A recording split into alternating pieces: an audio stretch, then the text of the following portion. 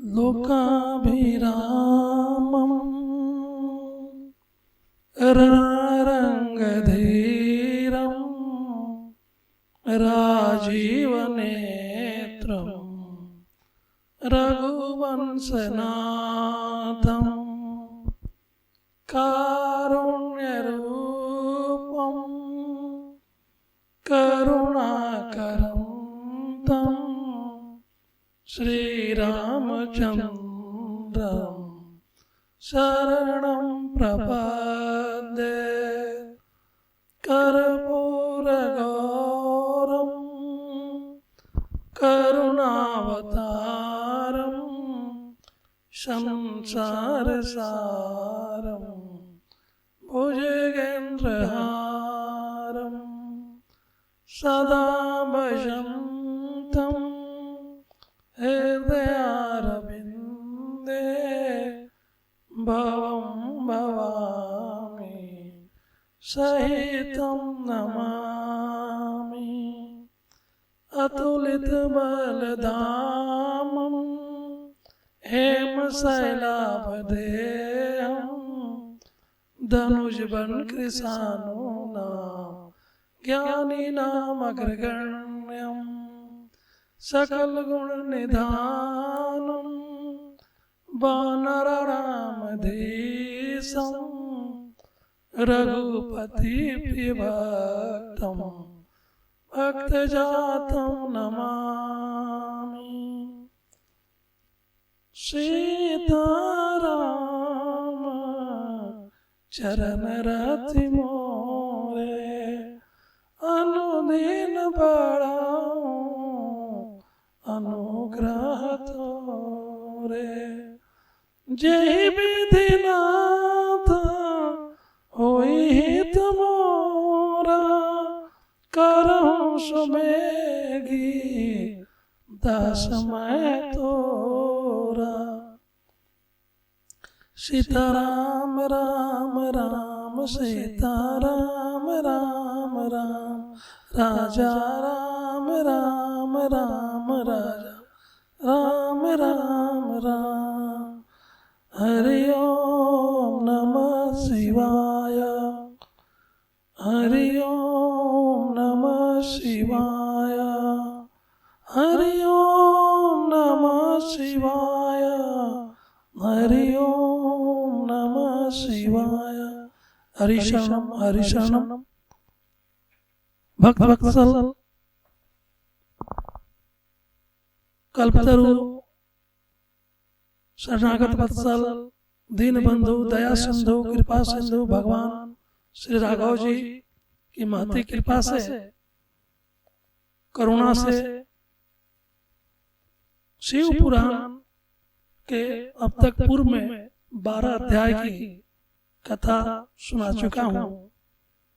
विदेश्वर संहिता का 13वें अध्याय की कथा हम रोज एक एक भाग लेकर आएंगे। तो 13वें अध्याय में सदाचार, शौचाचार, स्नान, भस्मधारण, संध्या बंदन, प्रणव, जप, गायत्री जप, दान, न्याय, धनोपार्जन, अग्निहोत्र आदि की विधि की महिमा का हम कथा कहेंगे। चलिए एक बार देवाधिदेव महादेव की जयकारा लगा ले। एक बार बोलिए देवाधिदेव महादेव की जय। ऋषियों ने कहा सूत जी अब आप शीघ्र ही हमें वह सदाचार सुनाइए जिससे विद्वान पुरुष पुण्य लोकों पर विजय पाता है। स्वर्ग प्रदान करने वाले धर्म में आचार तथा नरक का कष्ट देने वाले अधर्म में आचारों का भी वर्णन कीजिए। सूत जी बोले सदाचार का पालन करने वाला विद्वान ब्राह्मण ही वास्तव में ब्राह्मण नाम धारण करने का अधिकारी है। जो केवल वेदों आचरण का पालन करने वाला एवं वेदों का अभ्यासी है उस ब्राह्मण की विप्र संज्ञा होती है। सदाचार, वेदाचार तथा विद्या इनमें से एक एक गुण से ही युक्त होने पर उसे द्विज कहते हैं, जिसमें स्वल्प मात्रा में आचार का पालन देखा जाता है, जिसने वेद अध्ययन भी बहुत कम किया है तथा राजा का सेवक यानी पुरोहित, मंत्री आदि है, उसे क्षत्रिय ब्राह्मण कहते हैं। जो ब्राह्मण कृषि तथा वाणिज्य कर्म करने वाला है और कुछ ब्राह्मणोचित आचार का भी पालन करता है, वह वैश्य ब्राह्मण है। तथा जो स्वयं ही खेत जोतता है यानी हल चलाता है, उसे शूद्र ब्राह्मण कहा जाता है। जो दूसरों के दोष देखने वाला और परद्रोही है, उसे चंडाल द्विज कहते हैं। इस तरह क्षत्रियों में भी जो पृथ्वी का पालन करता है वह राजा है। दूसरे लोग राजत्वहीन क्षत्रिय माने गए हैं। वैश्यों में जो धान्य आदि वस्तुओं का क्रय विक्रय करता है वह वैश्य कहलाता है। दूसरों को वणिक कहते हैं। जो ब्राह्मणों, क्षत्रियों तथा वैश्यों की सेवा में लगा रहता है वही वास्तव में शूद्र कहलाता है। जो शूद्र हल जोतने का काम करता है उसे वृषल समझना चाहिए। सेवा, शिल्प और कर्षण से भिन्न वृत्ति का आश्रय लेने वाले शूद्र दस्यु कहलाते हैं। इन सभी वर्णों के मनुष्यों को चाहिए कि वे ब्रह्म मुहूर्त में उठकर पूर्वाभिमुख होकर सबसे पहले देवताओं का, फिर धर्म का, अर्थ का, उसकी प्राप्ति के लिए उठाए जाने वाले क्लेशों का तथा आय और व्यय का भी चिंतन करें।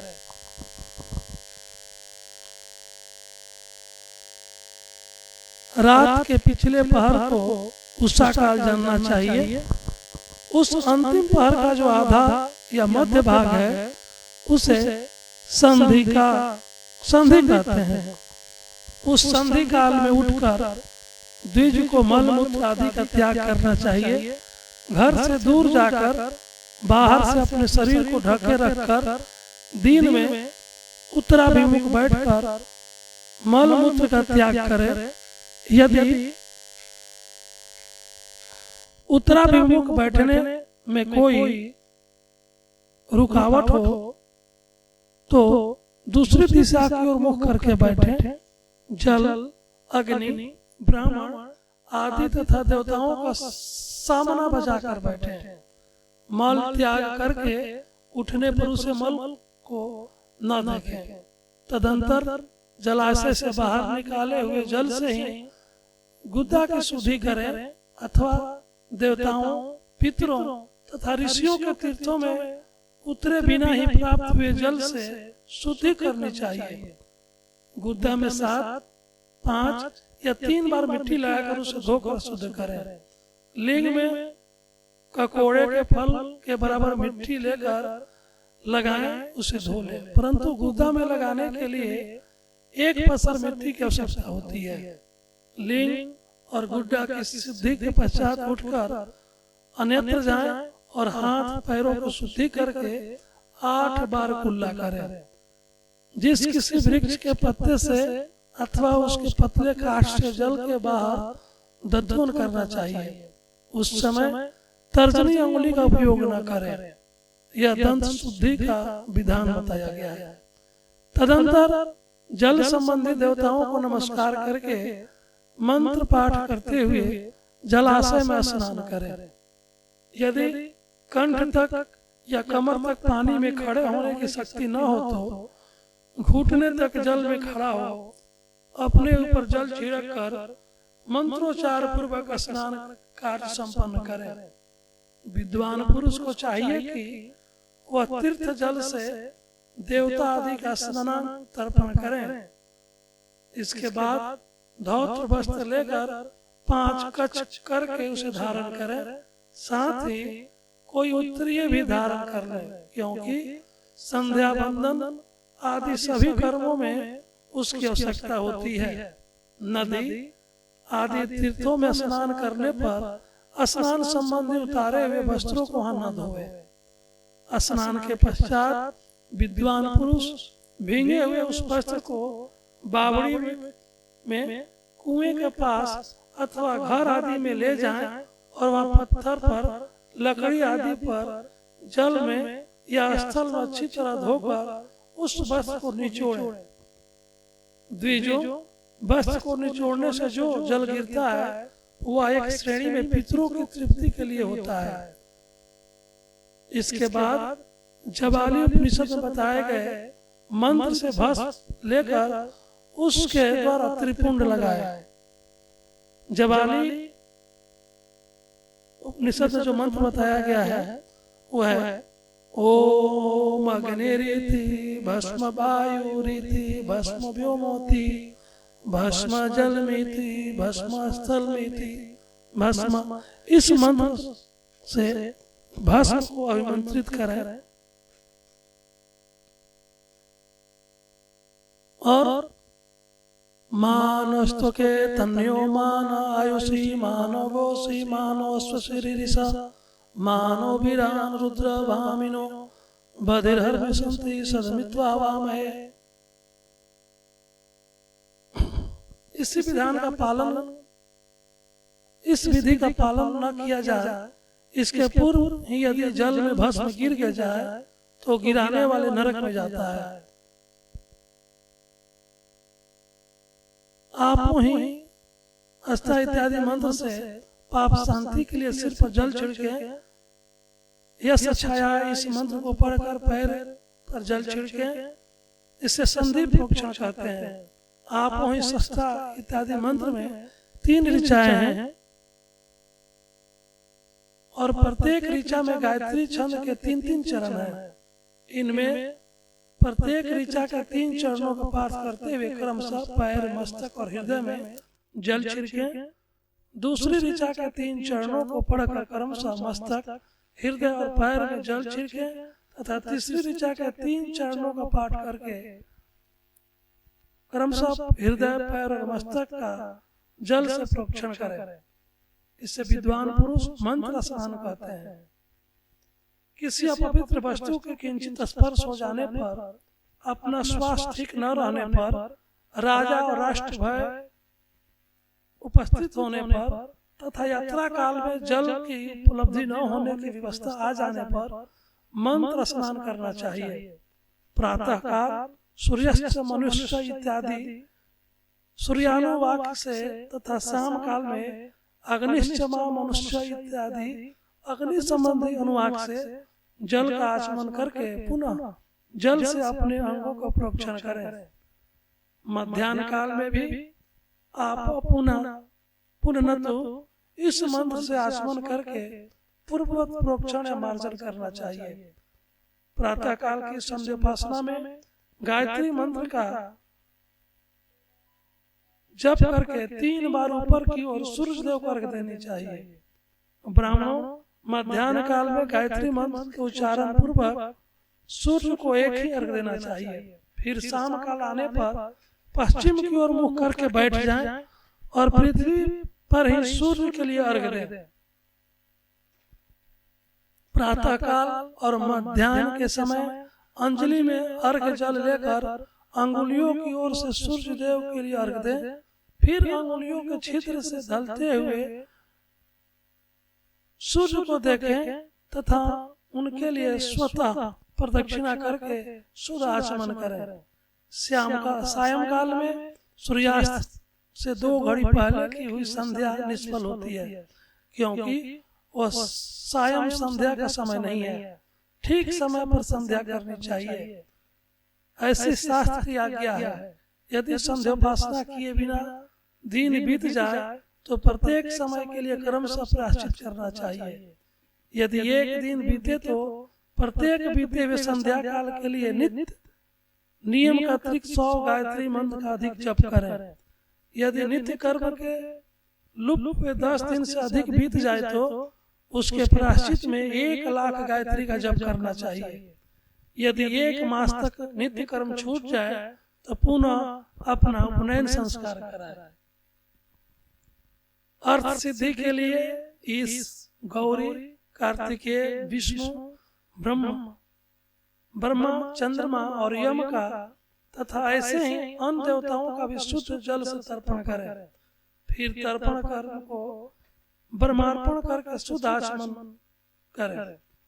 तीर्थ के दक्षिण प्रशस्त मठ में, मंत्रालय में, देवालय में, घर में अथवा अन्य किसी नियत स्थान में आसन पर स्थिरता पूर्वक बैठकर विद्वान पुरुष अपनी बुद्धि को स्थिर करें और संपूर्ण देवताओं को नमस्कार करके पहले प्रणव का जप करने के पश्चात गायत्री मंत्र की आवृत्ति करें। प्रणव ओम, इन तीनों अक्षरों से जीव और ब्रह्म की एकता का प्रतिपादन होता है। इस बात को जानकर प्रणव यानी ओम का जप करना चाहिए। जप काल में यह भावना करनी चाहिए कि हम तीनों लोकों की सृष्टि करने वाले ब्रह्मा, पालन करने वाले विष्णु तथा संहार करने वाले रुद्र की जो स्वयं प्रकाश चिन्मय है उपासना करते हैं। यह ब्रह्म स्वरूप ओंकार हमारी कर्मेंद्रियों और ज्ञानेंद्रियों की वृत्तियों को मन की वृत्तियों को तथा बुद्धि वृत्तियों को सदा भोग और मोक्ष प्रदान करने वाले धर्म एवं ज्ञान की ओर प्रेरित करें। पर्णों के इस अर्थ का बुद्धि के द्वारा चिंतन करता हुआ जो इसका जप करता है वह निश्चय ही ब्रह्म को प्राप्त कर लेता है। अथवा अर्थानुसंधान के बिना भी प्रणव का नित्य जप करना चाहिए। इससे ब्राह्मणत्व की पूर्ति होती है। ब्राह्मणत्व की पूर्ति के लिए श्रेष्ठ ब्राह्मण को प्रतिदिन प्रातः काल 1000 गायत्री मंत्र का जप करनी चाहिए। मध्याह्न काल में 100 बार और शाम काल में 28 बार जप की विधि है। अन्य वर्ण के लोगों को अर्थात क्षत्रिय और वैश्य तीनों को संध्याओं के समय यथासाध्य गायत्री जप करनी चाहिए।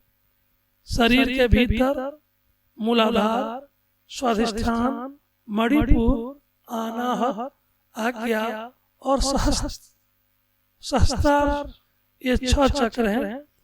इनमें मूलाधार से लेकर सहस्त्रार 6 स्थानों क्रमशः विदेश्वर, ब्रह्मा, विष्णु, ईश, जीवात्मा और परमेश्वर स्थित है। इन सब में ब्रह्म बुद्धि करके इनकी एकता का निश्चय करें और वह ब्रह्म में हूँ ऐसी भावना पूर्वक प्रत्येक श्वास के साथ सो अहम का जप करें। उन्हीं विदेश्वर आदि को ब्रह्मरंध्र आदि में तथा इस शरीर से बाहर भी भावना करें। प्रकृति के विकारभूत महत्व से लेकर पंचभूत पर्यंत तत्वों से बना हुआ जो शरीर है, ऐसे सहस्त्रों शरीरों का एक एक अजपा गायत्री के जप से एक एक के कर्म से अतिक्रमण करके जीव को धीरे धीरे परमात्मा से संयुक्त करें। यह जप का तत्व बताया गया है। 100 अथवा 28 मंत्रों के जप से उतने ही शरीरों का अतिक्रमण होता है। इस प्रकार जो मंत्रों का जप है इसी को आदि क्रम से वास्तविक जप जानना चाहिए। सहस्त्र बार किया हुआ जप ब्रह्मलोक प्रदान करने वाला होता है, ऐसा जानना चाहिए। 100 बार किया हुआ जप इंद्र पद की प्राप्ति कराने वाला माना गया है। ब्राह्मणेतर पुरुष आत्मरक्षा के लिए जो स्वल्प मात्रा में जप करता है वह ब्राह्मण के कुल में जन्म लेता है। प्रतिदिन सूर्योपास्थान करके उपयुक्त रूप से जप अनुष्ठान करना चाहिए। 12 लाख गायत्री का जप करने वाला पुरुष पूर्ण रूप से ब्राह्मण कहा गया है। जिस ब्राह्मण ने 1 लाख गायत्री का भी जप न किया हो उसे वैदिक कार्य में न लगाए। 70 वर्ष की अवस्था तक नियम पालन पूर्वक कार्य करे, इसके बाद गृह त्याग कर संन्यास ले ले। परिवाचक या सन्यासी पुरुष नित्य प्रातः काल 12,000 पढ़ो जप करे। यदि एक दिन इस नियम का उल्लंघन हो जाए तो दूसरे दिन उसके बदले में उतना मंत्र और अधिक जपना चाहिए और सदा इस प्रकार जप को चलाने का प्रयत्न करना चाहिए। यदि क्रमशः 1 मास आदि का उल्लंघन हो गया हो तो 1.5 लाख जप करके उसका प्रायश्चित करना चाहिए। इससे अधिक समय तक नियम का उल्लंघन हो जाए तो पुनः नए सिरे से गुरु से नियम ग्रहण करें। ऐसा करने से दोषों की शांति होती है, अन्यथा वह रौरव नरक में जाता है।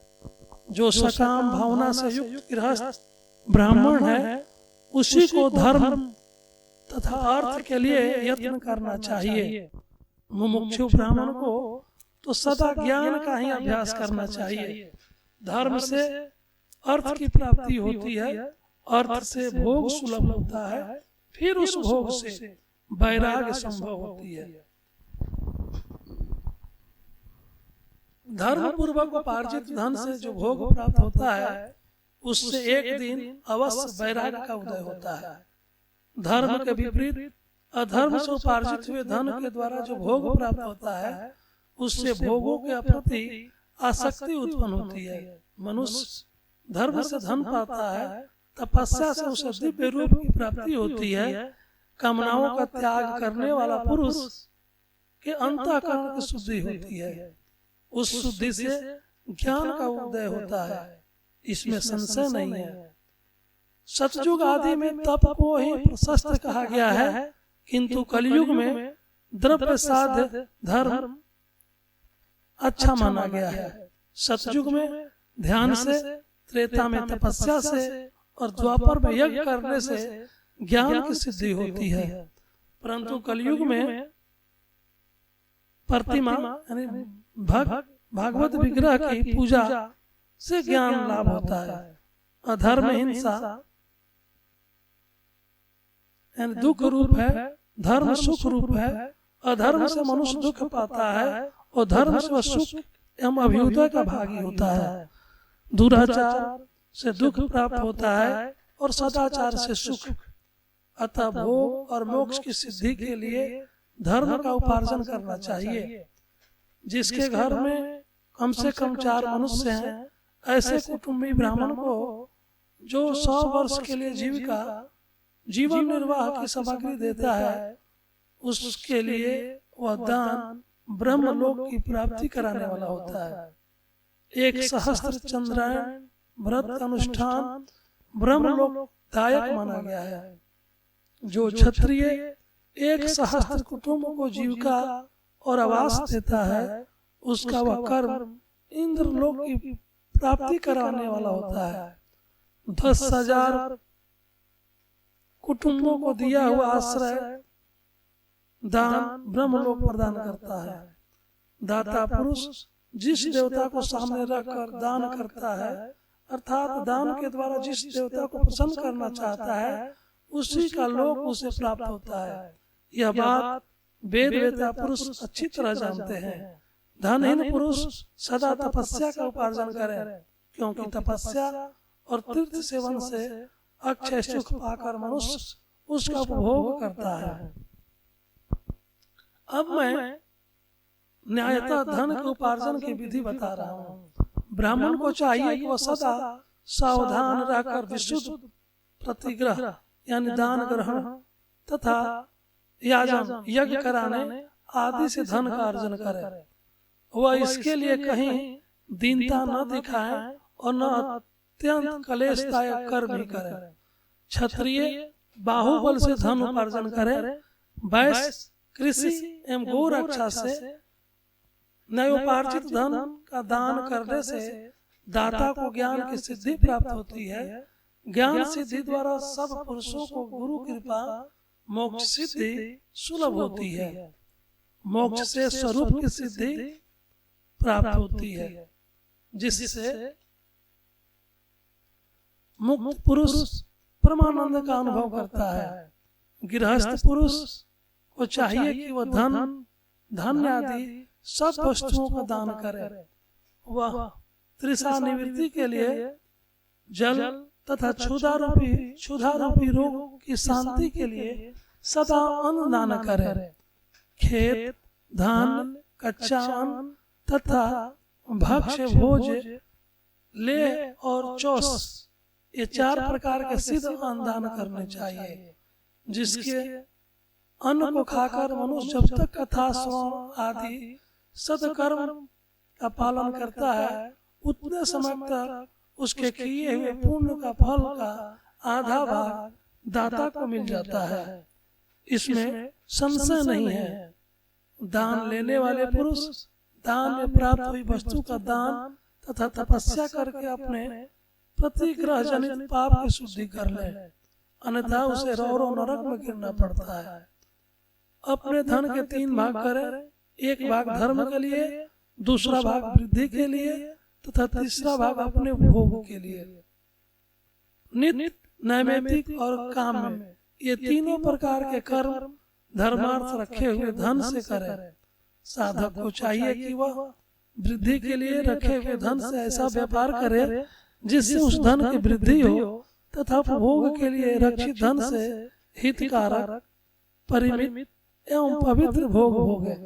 खेती से पैदा हुए धन का 10वां अंश दान कर दे, इससे पाप की शुद्धि होती है। शेष धन से धर्म, वृद्धि एवं भोग करे, अन्यथा वह रौरव नरक में पड़ता है अथवा उसकी बुद्धि पापपूर्ण हो जाती है या खेती ही चौपट हो जाती है। वृद्धि के लिए किए गए व्यापार में प्राप्त हुए धन का 6ठा भाग दान कर देने योग्य है। बुद्धिमान पुरुष अवश्य उसका दान कर दे। विद्वान को चाहिए कि वह दूसरों के दोषों को बखान न करे। ब्राह्मणों दोषवश दूसरों के सुने या देखे वे छिद्र को भी न प्रकट करे। विद्वान पुरुष ऐसी बात न कहें जो समस्त प्राणियों के हृदय में रोष पैदा करने वाली हो। ऐश्वर्य की सिद्धि के लिए दोनों संध्याओं के समय अग्निहोत्र कर्म अवश्य करें। जो दोनों समय अग्निहोत्र करने में समर्थ हो वह एक समय सूर्य और अग्नि को विधि पूर्वक दी हुई आहुति से संतुष्ट करें। चावल, धान, घी, फल, कंद तथा हविष इनके द्वारा विधि पूर्वक स्थाली पाक बनाए तथा यथोचित रीति से सूर्य और अग्नि को अर्पित करें। यदि हविष का भाव हो तो प्रधान होम मात्र करें। सदा सुरक्षित रहने वाले अग्नि को विद्वान पुरुष अजस्त्र की संज्ञा देते हैं अथवा संध्या काल में जप मात्र या सूर्य की वंदना मात्र कर लें। आत्मज्ञान की इच्छा वाले तथा धनार्थी पुरुषों को भी इस प्रकार विद्वत उपासना करनी चाहिए। जो सदा ब्रह्म यज्ञ में तत्पर होते हैं, देवताओं की पूजा में लगे रहते हैं, नित्य अग्नि पूजा एवं गुरु पूजा में अनुरक्त होते हैं तथा ब्राह्मणों को तृप्त किया करते हैं, वे सब लोग स्वर्ग लोक के भागी होते हैं। 13वां अध्याय संपन्न हुआ। आप लोग वीडियो में कमेंट करें कि आपको यह कथा शिव पुराण का 13वां अध्याय की कथा कैसा लगा। इस वीडियो को अधिक से अधिक शेयर करें। अगर आप हमारे चैनल को सब्सक्राइब नहीं किए हैं तो चैनल को सब्सक्राइब कर लें। हरि शरणम, हरि शरणम, हरि शरणम।